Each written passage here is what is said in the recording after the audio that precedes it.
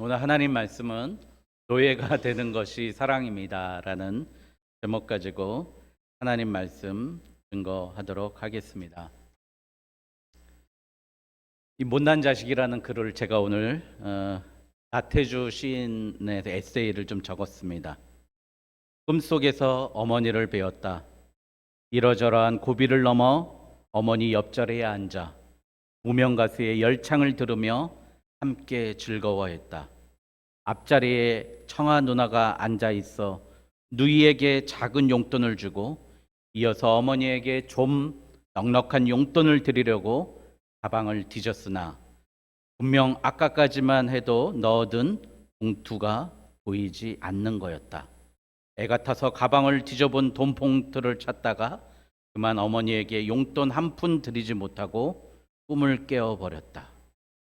어머니, 그 나라에서 용돈이 궁해서 어떻게 지내시나? 이렇게 나는 꿈속에서까지 못난 아들입니다. 이 제목이 못난 자식이라는 에세이입니다. 이렇게 저도 어머니 앞에 가면 가난해지고요. 어머니 앞에 가면 빈봉투로 가게 됩니다.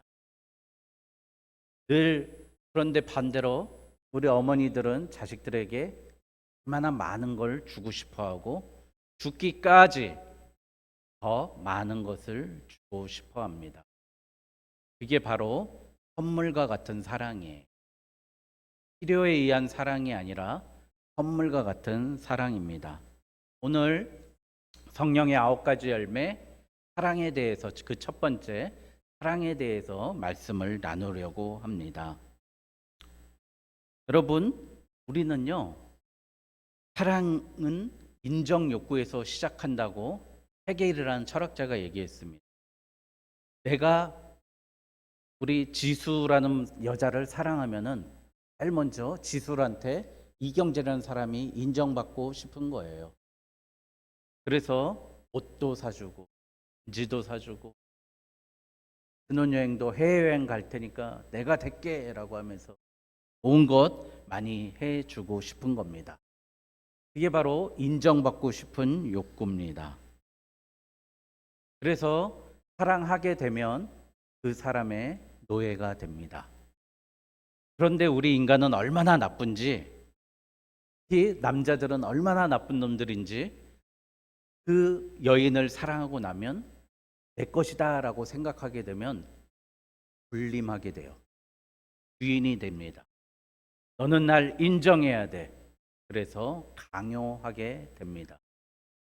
그러니까 노예로 시작했다가 다시 주객이 전도돼서 여성들은 남편을 섬기고 남자는 부인을 지배하려 듭니다. 그래서 사랑은 깨지고 늘 여러분들 말하듯이 의리 때문에 산다. 그렇게 이야기하는 것을 많이 봤습니다. 교회에서도 마찬가지예요. 제 사랑하는 동기 목사님이 저한테 그러는 거예요. 성도님들한테 새신자 교육을 시키고 나서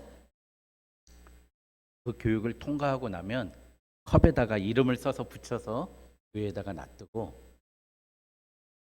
그분 11조 봉투, 감사헌금 봉투, 주일헌금 봉투, 성경헌금 봉투를 만들어 가지고 헌금 봉투함에 꽂아 놓으라는 거예요. 그러면 이제 그분이 소속감과 인정감을 느끼게 된다고, 나도 여기에 멤버구나라고 느끼게 된다는 거예요. 헌금도 꼭 이름을 써서 헌금 써놓은 기도 제목까지 다 적어 놓으라는 거예요.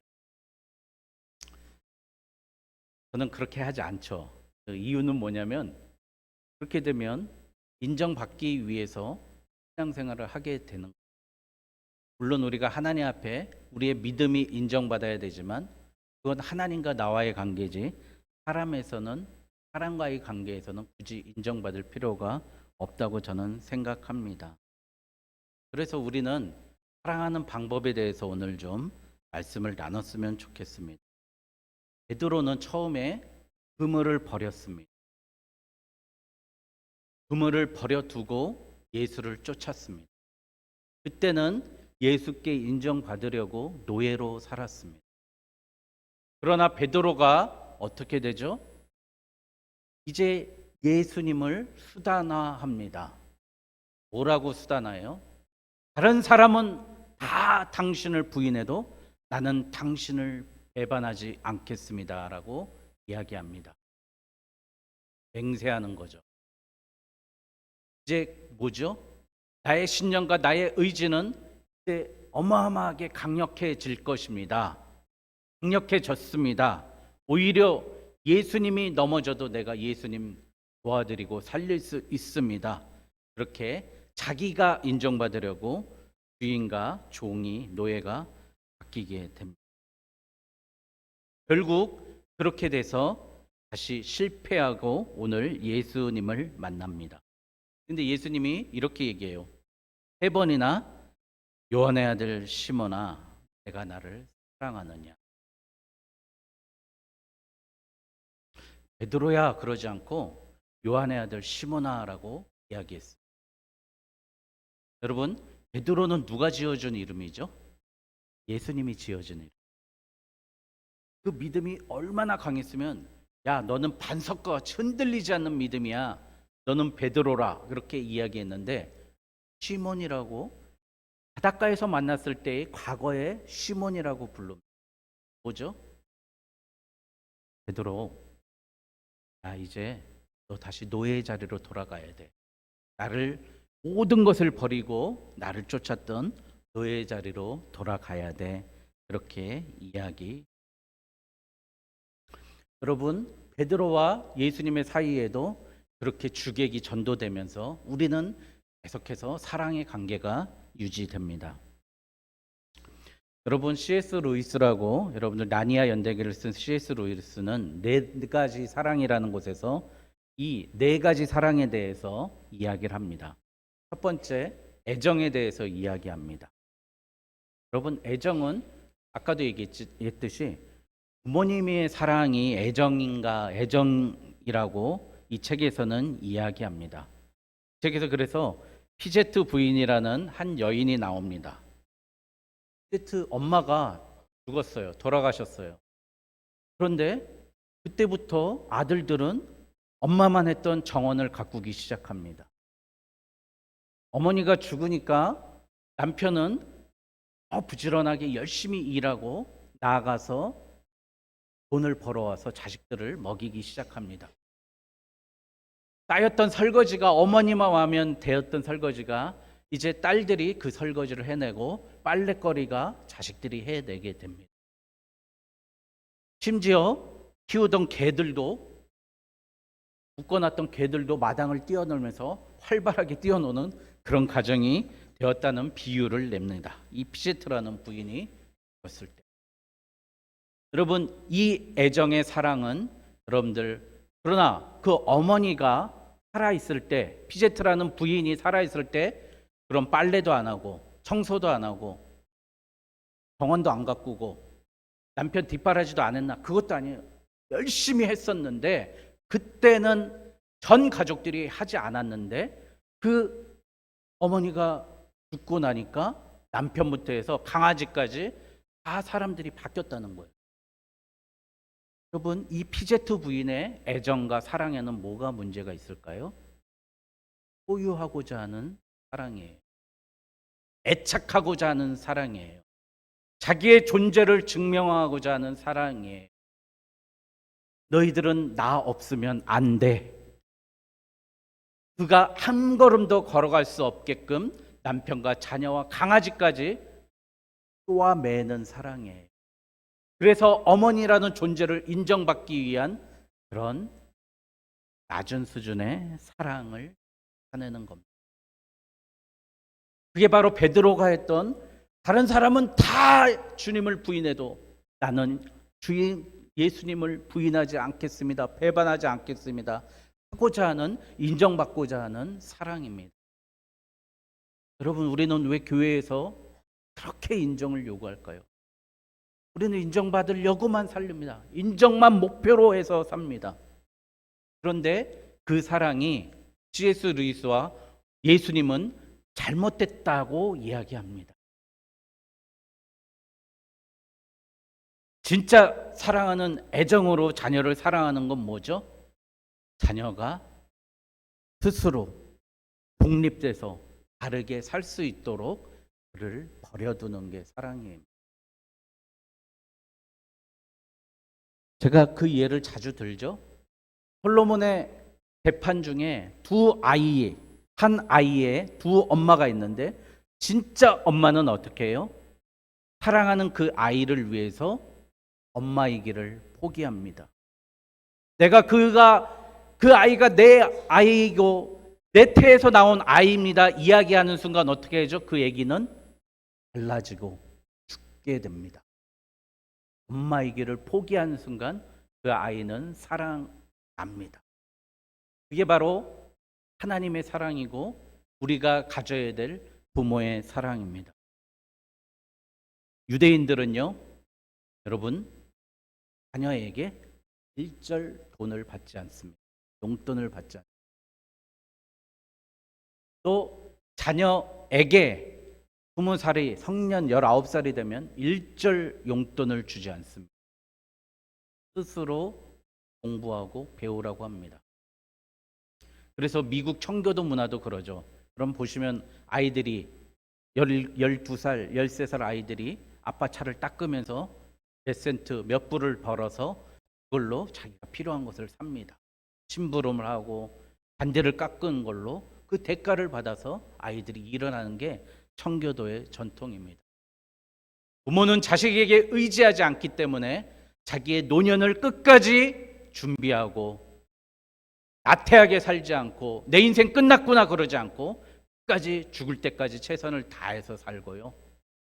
자녀는 부모에게 일절 한 푼 받을 수 없으니 그것 가지고 나에게 물려준 그 삶에 대한 유산 가지고 끝까지 버티면서 살아나갑니다.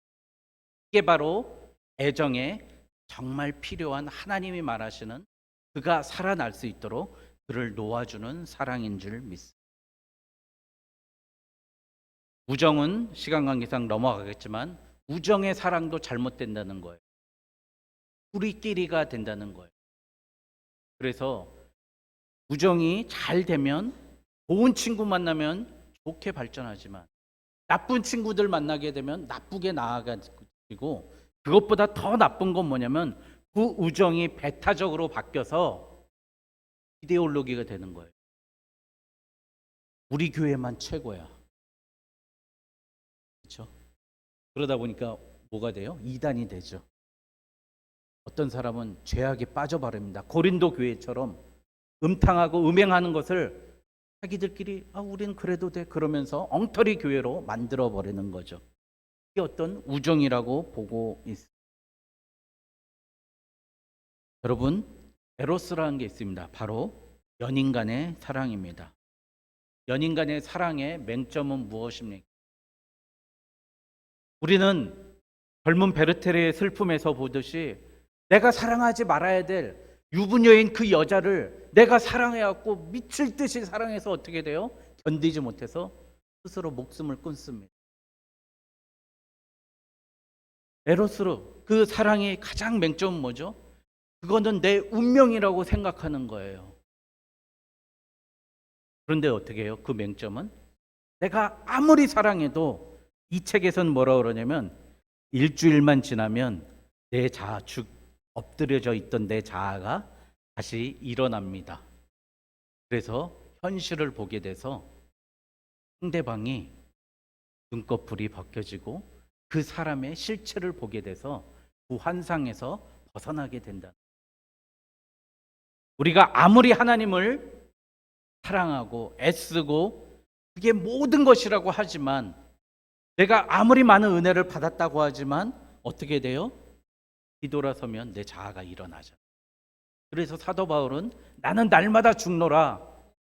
나는 날마다 나의 십자가에 못 박노라. 그렇게 이야기할 수밖에 없었던 거예요. 그런데 우리가 그 부부나 연인 간의 사랑을 착각하는 가장 큰 이유는 뭐냐면 이 사랑은 영원하다는 거예요. 맨날 우리는 영원해. 우리는 완벽해. 우리는 끝까지 갈 수 있어. 너는 하늘보다 귀한 내 동반자고 내 반쪽이야. 내 전부야라고 이야기한다는 거예요. 여러분, 좀 이상하지 않을까요? 그 가운데 누가 계셔야 되죠? 하나님이 계시고, 하나님이 계시고, 하나님이 우리 인간의 본성에 따라서 우리의 지루함과 또 그 사람을 만났을 때의 현실과 그 사람의 상대방의 문제를 바라봤을 때 어떻게 돼요?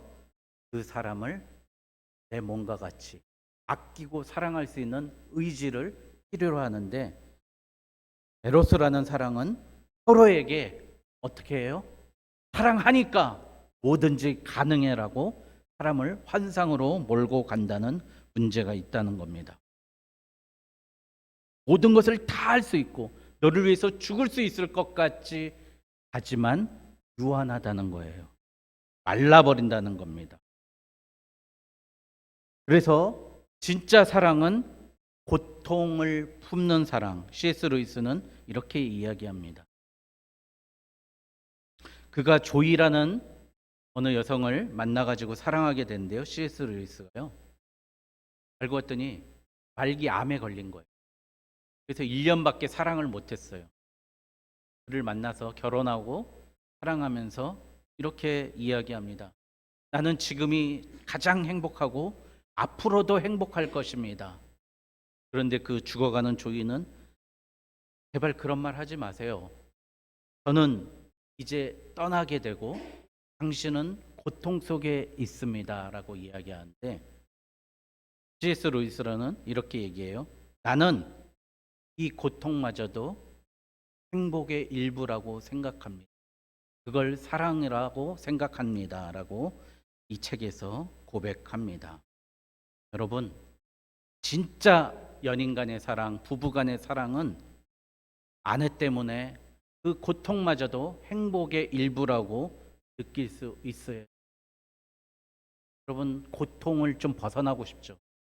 제발 저 인간 정신 좀 차렸으면, 우리 아내 제발 수치 좀 안 하고 해외여행 좀 안 갔으면, 이야기 하잖아요. 근데 그것을 그와 같이 가야 될 고통의 일부라고 생각하면서 끝까지 그 사랑을 유지해 나갈 수 있어야 된다고 이야기합니다. 사랑을요, 영어로 하면 리스펙트라고 그래요. 여러분들 스펙트럼 있잖아요. 스펙트럼. 이렇게 삼각형, 우리 옛날에 배웠죠. 이 스펙트럼, 이 세 개를 삼각형으로 된 걸 햇빛에서 비추면 뭐가 나오죠? 빨주노초 파남보가. 스펙트럼이 관점이라고 보는 것이라고도 해석할 수 있습니다. 사랑은 리스펙트, 다시 보기입니다. 다시. 여러분, 내 남편, 내 아내, 여기 있는 목사님, 목회자, 여러분 우리 성도님들, 권사님들, 집사님들 다시 보는 겁니다. 어떠한 존재예요? 사랑하지만 그가 나에게 고통도 줄 수 있는 존재. 그렇지만 그 때문에 내가 나아갈 수 있는 행복의 일부라는 걸 아는 거예요. 여러분, 자녀들 키워보면 다 알잖아요. 키우시면서 얼마나 고통스럽습니까? 사춘기, 특히 중2들 보면 그런다면서요. 저게 인간이야 진짜. 인간 같지도 않은 놈, 저 맨날 거짓말하고 속이고 대들고 그런데요. 반항하고 덤비고. 근데 그 고통을 넘고 그 고비를 넘기면 대견해 보이고 이쁘고, 내 고통을 행복 속에서 같이 겪어왔던, 그렇게 다시 보게 되는 생깁니다. 여러분, 예수님께서 오늘 세 번째, 요한의 아들 시몬아 내가 나를 사랑하느냐. 그러니 베드로가 근심하여 이르되 주님, 모든 것을 아시오매 내가 주님을 사랑하는 줄 주께서 아시나이다. 예수님이 처음에는 아가파오라고 그랬어요. 너 정말 자비의 하나님의 사랑 나에게 할 수 있느냐? 근데 베드로가 몰랐나 봐요. 그랬더니 맨 마지막에 물어본 건 필레오, 우정의 사랑이라도 할 수 있느냐? 같은 공감대를 가지고 내 생각 가지고 내 뜻을 사랑하느냐? 이렇게 물어보는 거예요. 그때 마지막으로 그렇습니다. 내가 예수님의 뜻은, 예수님의 길은 사랑합니다라고 답합니다. 예수님이 사랑의 자비를 베푸셨습니다. 넌 하나님의 사랑 못하지만 사람의 사랑은 할 수 있지 않느냐? 그렇게 물으신 거죠. 그래서 C.S. 루이스가 얘기하는 마지막 네 번째 사랑, 아가페의 사랑, 자비의 사랑에 대해서 말씀을 드리고 말씀을 마치려고 합니다. 여러분, 자비라는 게 무엇입니까? 자비는요, 제가 아까 이야기했죠. 내가 저 사람에게 인정받고자 싶어가지고 노예가 된 다음에 지배하잖아요. 지배한 다음에 알고 봤더니 저 노예가 나를 인정해줘야 나는 주인이잖아요. 그러니까 어떻게 돼요? 내가 다시 노예의 노예가 되는 거예요. 우리 이런 거 있잖아요. 국회의원들이 선거하기 전에는 표 한 표만 주십시오. 막 제발 그러잖아요. 한 표만 주십시오. 주소 좀 옮겨 주십시오. 막 이렇게 하면서 표를 달라고 그러는데 지나고 나면 딱 굴림해요. 제가 의정부 정보도서관에서 공부할 때 보면은 거의 2층인가 3층이 의정부 시의회예요. 그렇게 표 달라고 그러는 사람들이 그 선거 딱 끝나면 우리 쳐다보지도 않아요. 그냥 싹 들어가 버려요. 그런데 다시 선거철이 돌아오면 그렇게 한 표만 주십시오. 한 표만 주십시오. 12시까지 목청껏 그렇게 합니다. 내가 노예가 됐다가 주인이 됐다. 노예가 됐다가 주인이 됐다가 이렇게 되는 관계인데, 자비의 사랑은 뭐냐면 우리의 사랑을 필요하는 그 예수님께서 우리의 노예가 되시는 거예요. 우리 마음을 동하게 하고 우리 마음속에 예수님을 바라보고 우리가 예수님만 뜻하고 예수님만 쫓아가기 위해서 예수님이 우리의 노예가 되셔서 십자가에 달려 돌아가시는 거예요. 나에게 인정받기 위해서. 이 그지 같은 이경재한테 인정받고 싶어서 이경재의 노예가 되기 싶어서 십자가에 못 박혀 돌아가신 겁니다. 그래서 베드로에게 이렇게 얘기하는 거예요. 8절에 같이 읽겠습니다. 시작. 내가 진실로 진실로 내게 이르노니 내가 젊어서는 스스로 띠띠고 원하는 곳으로 다녔거니와 늙어서는 내 팔을 벌리리니 남이 내게 띠띠우고 원하지 아니하는 곳으로 데려가리라. 내가 너를 위해서 노예가 되었다. 이제 내가 걸었던 그 길을 네가 사랑한다고 고백했으면 이제 너도 세상의 사람들의 노예로 살라는 거예요. 남의 옛날에 6.25 때 보면은 사형장 거할 때 이렇게 동아줄 줄줄이 사탕 매가지고 끌고 가서 쏴 죽였잖아요. 그거예요. 네가 원하지 않는데 띠띠우고 끌려가가지고 십자가에 거꾸로 달려서 죽은 베드로가 된다는 이야기입니다. 여러분, 정말 사랑은 정말 어렵습니다. 그래서 우리가 이런 왜곡된 사랑을 하잖아요. 가장 왜곡된 사랑이 부모가 자식에게 하는 사랑입니다. 사랑을 가장한 섬김, 섬김을 가장한 사랑, 인정받고 싶은 그 사랑을 벗어나고 노예가 되고 노예가 돼서 서로가 노예가 되는 게 진짜 사랑입니다. 천국과 지옥이라는 C.S. 루이스의 책에서 이렇게 얘기합니다. 사람은 천국에서 섬기느니 차라리 지옥에서 지배하는 편을 택한다. 무슨 말이죠? 우리는 천국을 가기 위해서 하나님을 섬기고 이웃을 섬기는 것보다 지옥을 가는 한이 있더라도 사람들을 지배하고 싶어 한다는 거예요. 그걸 반대로 하면 무슨 말이죠? 우리가 진짜 천국 백성이 되고자 하면 사람의 노예, 하나님의 노예. 오늘 베드로가 고백했듯이 내가 당신을 사랑하는 줄 이제 당신이 아십니다 라고 고백할 때 당신의 뜻을 내가 믿고 나아갑니다 라고 할 때 예수님의 예언을 우리의 예언으로 받아들였으면 좋겠습니다. 왜곡된 사랑, 사랑이 하나님의 자리를 차지할 때 악마가 시작된다라고 이야기합니다. 사랑하니까 돼. 이성적으로 에로스의 사랑하니까 우리는 그를 사랑하니까 다 돼. 나는 직업을 사랑하니까 주님보다 더 중요해.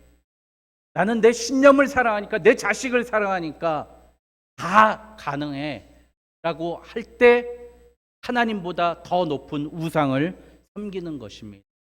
이제 하나님께 이렇게 고백해 보시기 바랍니다. 하나님, 내 마음은 정원입니다. 여러분, 정원은 잘 손질하지 않으면 더러워집니다. 나무를 가지를 쳐줘야 되고 잔디를 깎아줘야 되고 잘 가꿔줘야 되고 우리의 마음이 정원과 같이 좀 잘 가꿨으면 좋겠습니다. 있습니까? 여러분, 나에게 좋은 양분을 먹이시고요. 나의 모난 부분을 가지치게 하시고 나의 나쁜 털을 잔디 깎듯이 싹싹 깎아내십시오. 그런데 그 정원에 필수적으로 필요한 게 뭐죠? 태양과 비와 양분입니다. 그건 누가 주십니까? 하나님이 주십니다. 하나님의 자비의 사랑을 통해서 우리에게 주시는 그 놀라운 사랑을 받고 우리 스스로도 우리 스스로를 낮추고 노예가 되고 우리 스스로를 잘 다듬어서 정원과 같이 가꾸는 저와 여러분 되시길 주님의 이름으로 축원드립니다. 기도하겠습니다.